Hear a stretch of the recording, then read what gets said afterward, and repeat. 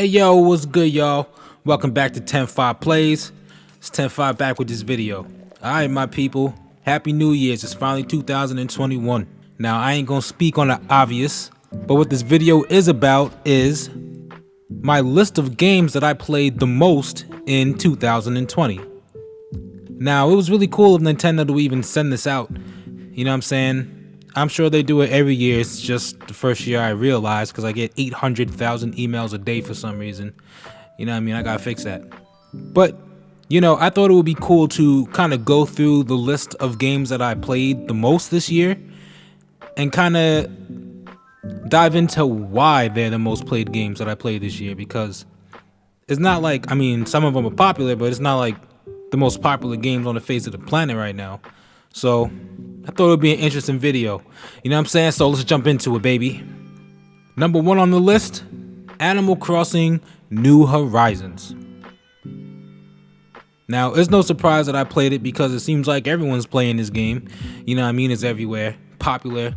People were using it in elections. Like, this game is a big deal. It's big news. You know what I'm saying? My sister got it for me for my birthday in February. You know what I'm saying? So I got it and I loved it. So why was it the most played game? Because for one, it's highly addictive. Like, especially at the start when you started in the tent, man, I wasn't about to live in that tent for long. You know what I'm saying? Once you fight, you can get a house. I'm trying to get that house, baby. You know what I'm saying? I'm out here looking like a bum, picking weeds and doing whatever, selling sticks, trying to make ends meet. You know what I'm saying? So this was a game I got to start in 2020 and really put my time into to advance and progress. You know what I'm saying? So that to me is addicting. You know what I'm saying? And on top of that, I love the villagers. Something I didn't really understand when I started playing the game, but then, you know, you catch on pretty fast. Your villagers are dope. Yo, special shout out to my man's O'Hare. O'Hare, you are the GOAT. I will never let O'Hare leave the island. You know what I'm saying? He's like a villager / prisoner, because he ain't leaving, bruh. But, you know, I love going around and seeing what they doing for the day. They talking to each other. They getting into fights, doing stupid nonsense. You know what I mean? Going into their houses, getting them gifts. They getting me gifts. I don't know. I just love the whole aspect of the villagers in this game. And it's always sad when they leave, but it's always exciting when a new one comes on the island. Except O'Hare. O'Hare is not leaving. Dom, you either. Now, a big reason that I kept playing this game was I didn't want my island to like be a piece of shit. You know what I'm saying? Yes, I had a tent. Yes, it was full of weeds. Yes, it was a mess. Yes, there was stuff all over the place. Not on my watch, bruh. I didn't care what I had to do. I played that game every day and I built until my island no longer looked like shit. As long as my island didn't look like shit, I was fine. But, you know, I had to get to that point. And it was almost like no matter what I did, my island looked like shit. And I just couldn't let it pass, you know what I mean? So, yeah, I really, that was a pretty big reason, you know what I mean? I don't want to miss anything for the day, you know what I'm saying? I want to make sure I got my crafting materials, you know? I'm like, oh, whatever, but I'm like, oh, but I kind of need to get that iron because, you know, if I get the iron today, I can get the same amount tomorrow and have twice the amount of iron if I didn't get it today, you know what I'm saying? So I had to do that. I had to see my villagers and see what they was up to, give them gifts or whatever. I don't want to miss anything, you know, what if it was a birthday or something? You know what I mean? I know. Sounds crazy, but it's facts. And, you know, I really wanted to keep engaging my villagers because I'm trying to get that portrait that they be giving you. You know what I'm saying? Let you know that y'all are best friends. And I'm trying to be best friends with at least some of my villagers. You know, some of whatever. But for the most part, that's a must. You know, in the early days of the game, I was spending like hours doing the like the end game designs or whatnot. I don't know. I thought that was so dope. You know, I was making outfits. I was making pictures. I got them all on my wall in my house. You know what I'm saying? And I be wearing my outfits now. You know what I mean? Like, my outfits are fire. So that was definitely big for me. And growing flowers for some reason. You know, I don't grow anything, you know, outside of Animal Crossing, nor do I care. But in the game, for some reason, I'm like, oh, so these are all of the flowers I can get. And I kind of made it a goal to get these flowers. And then I was like, whatever. But I did get the ones that I wanted. I got them in a nice little section in the back of my island, you know what I'm saying? So it was worth it. It helped with my island aesthetic, baby. It was also really dope to have your people come through your island during quarantine. Like, I be playing the game, chilling, and boom, my man saw you come through. We chilling, we doing our thing, we looking at outfits and whatnot. You go to your man's island and you go shop at his store. You see what's going on. You give him some tips and tricks. People come to your island, you give them the tour. They check out all your fish. That was dope, especially when you wasn't supposed to be going nowhere. And I wasn't going nowhere. I was enjoying my time at home, doing my thing, not being sick. You know what I'm saying? And speaking of shopping, you also don't want to miss anything that's in the store. You know, especially in them early days when all you had was your shirt and your pants. I didn't want to miss nothing, so I definitely played every day to check that out.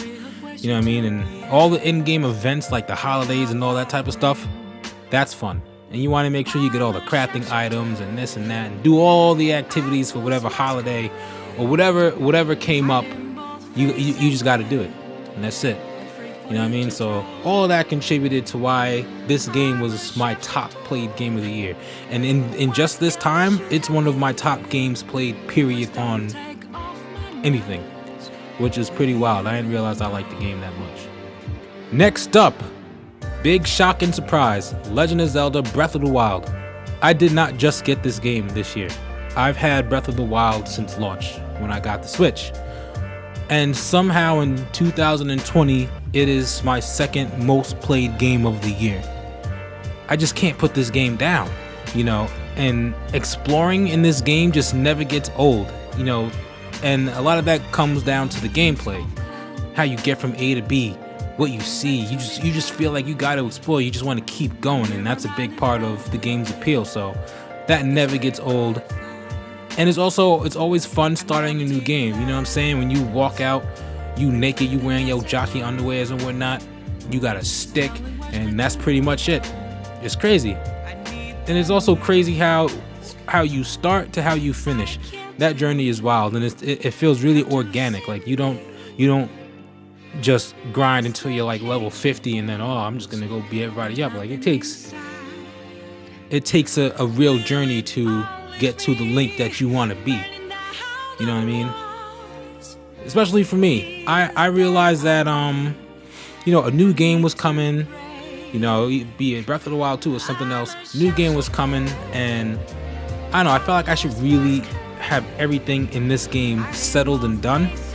And I realized on my main profile, I did not beat the master mode. And I'm like, nah, bruh, I gotta go back and do that. So I also did that, and it was fun. You know what I mean? The Zelda series is just fun. It's just pure fire, bruh. You just want to keep playing it. And this isn't the only Zelda game that I played in 2020. I played like 4 of them. So, you know what I'm saying? That's just a testament to the whole series. You know what I mean? I'm probably gonna replay the game again soon because I was going through it for this video and I didn't want to put it down again. I also feel like the more I play, the more I understand this version of Hyrule.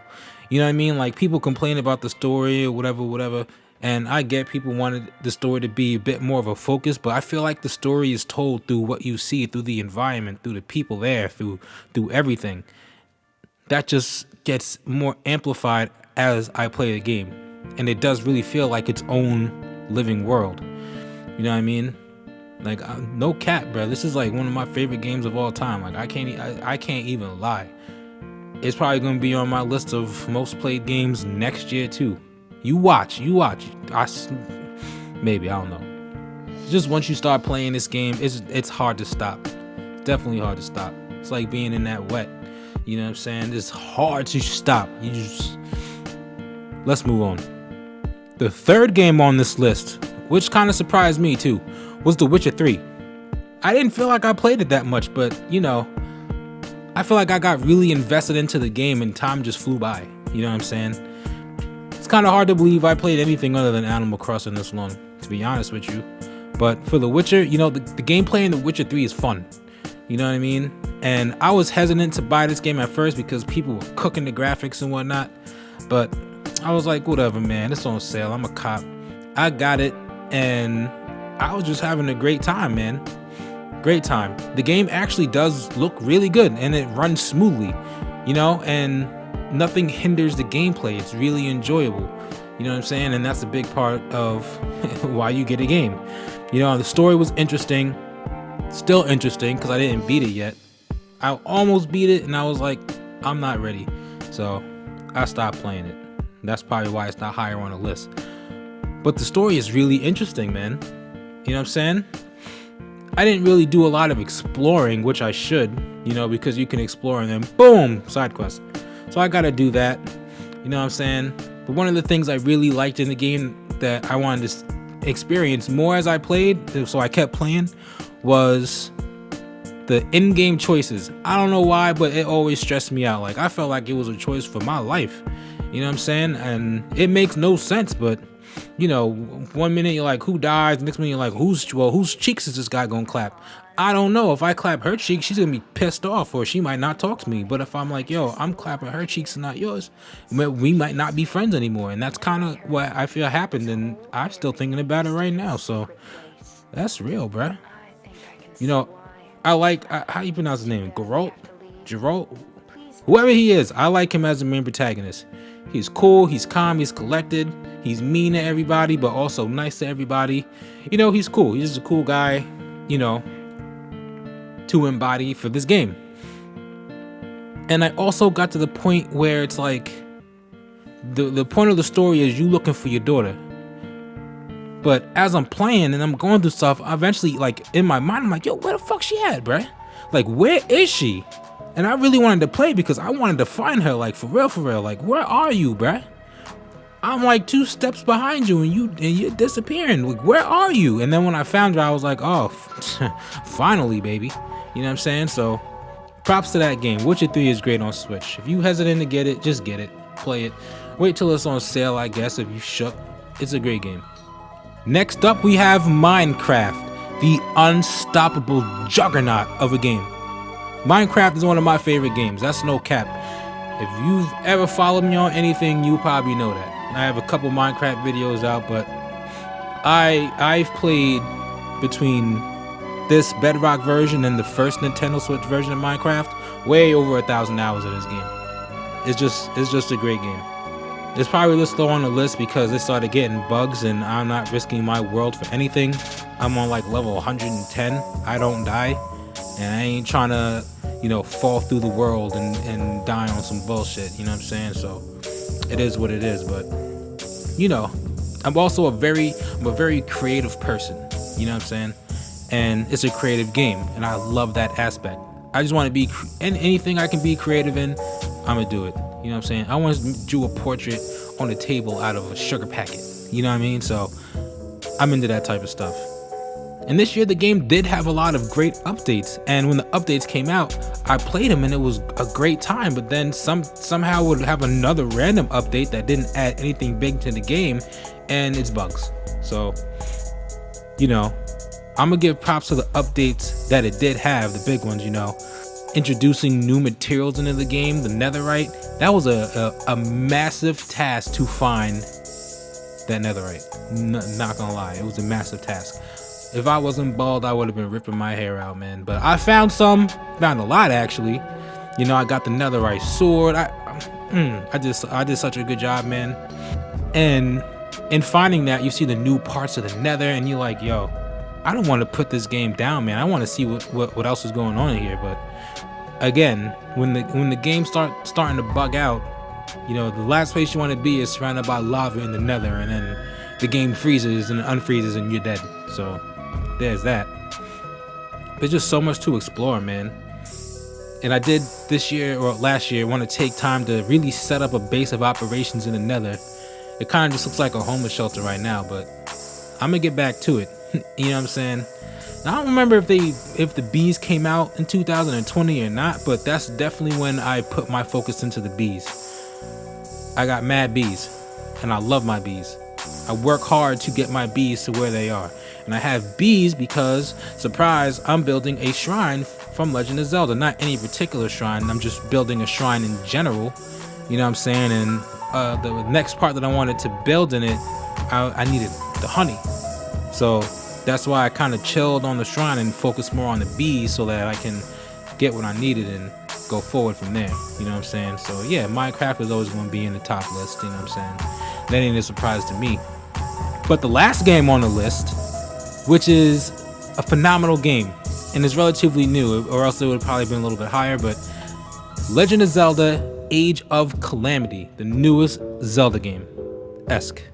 So yeah, I love this game. Age of Calamity was fire.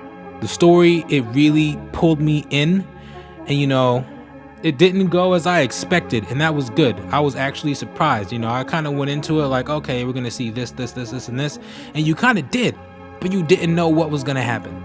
You know, I'm not gonna snitch and give it away, but for real, the story was great.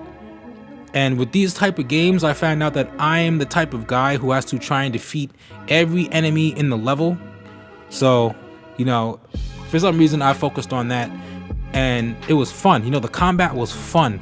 Each character plays differently, so it's like you're forced to use certain characters in the game, like but then when you switch to them, you just have so much fun. It's just great all around, man. Great all around. You know, I was really invested to see how this story ended, and also because you don't know what ramifications this story is gonna have on the next Zelda game, if any. So, you know, as you're going through the story and you realize that it could have ramifications, you're like, oh, I really got to put that time and effort into this. You know what I'm saying? And I definitely wanted to get all of the characters, which I haven't yet. I got one left I got to unlock, so I'm going to be working towards that. You know what I'm saying? Like, there was just so much to do in this game. There was a lot, like, in each level to explore, which I didn't expect. You know what I mean? And also, you want to find recognizable areas from the first game in this one, and that was dope. I can't lie, when you go to the Great Plateau, I don't know why, but I loved it.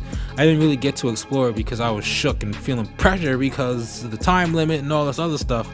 But, you know, once I beat the game completely and I have all of the characters, I'm gonna go back and check that out. Great aspect, yo. I loved Age of Calamity. Definitely worth it, worth the purchase, you know what I'm saying? So yeah, there's my list, my 2020 most played video games on the Nintendo Switch, baby.